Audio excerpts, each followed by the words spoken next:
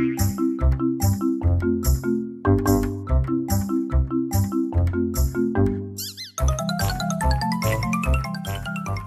পঢ়ি আমনি লাগিছে যদি 1 মিনিট ভিডিঅ'টো চাই হাঁহি লোৱা। মই কি শিকাইছিলোঁ চোৱা।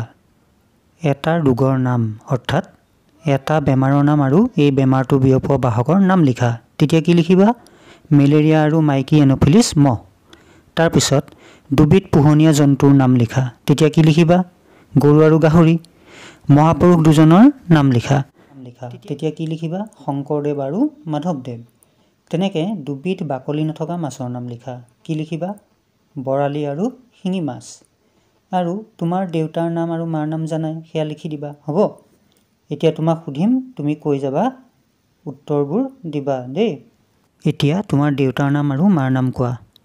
দেউতাৰ নাম মেলেৰিয়া, মাৰ নাম মাইকী এন'ফিলিছ মহ। এই দুবিধ বাকলি থকা মাছৰ নাম কোৱা। শংকৰদেৱ আৰু মাধৱদেৱ। তোক তাকে শিকাইছিলোঁ, খালি চব শেষ কৰিলি। মই এশভে খাইছোঁ, বটলটোৰ ওচৰত বাকীখিনি থাকিলেই।